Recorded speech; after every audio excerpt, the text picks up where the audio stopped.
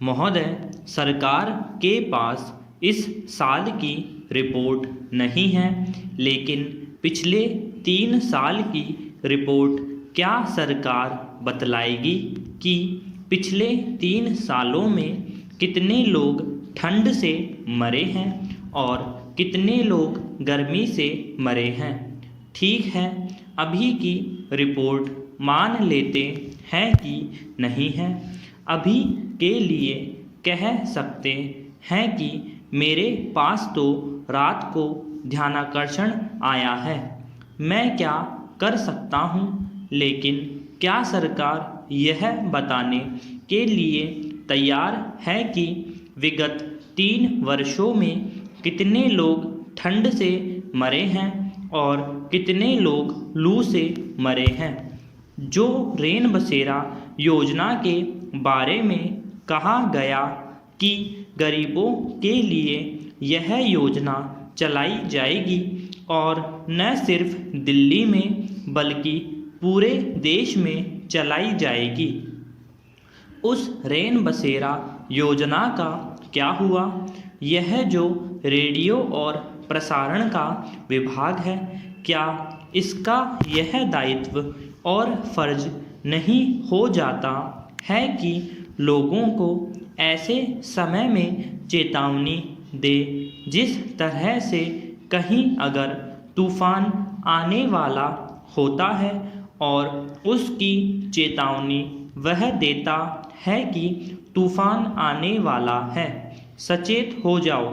ऐसी ही अगर भयंकर शीतलहर चलने वाली हो तो क्या उस जगह के लोगों को वह यह नहीं बतला सकता है कि भयंकर शीतलहर आने वाली है। आप लोग अपने बचाव का उपाय करें। ये सारी समस्याएं हैं जिनके संबंध में मंत्री महोदय जवाब दें और इसको गंभीरता से ले। पैरा, मेरा सिर्फ यही कहना नहीं है कि आप केवल कृषि मंत्री हैं।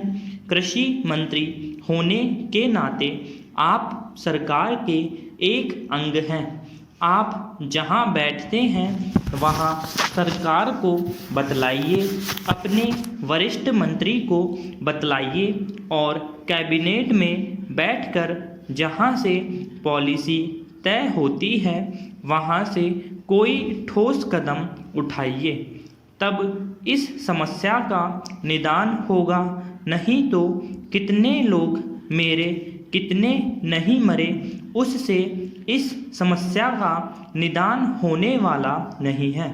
पैरा, उपाध्यक्ष महोदय, ऐसे ही तो बातें आम तौर पर फिर वही कही गई हैं जो बागड़ी जी ने शुरू की थी।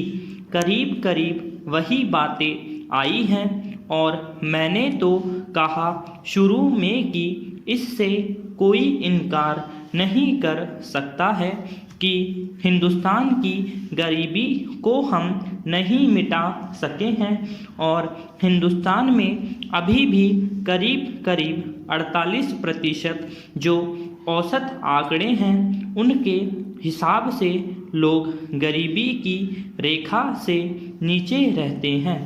इससे भी हम इनकार नहीं करते हैं कि लोगों के पास घर नहीं है जो कि होने चाहिए।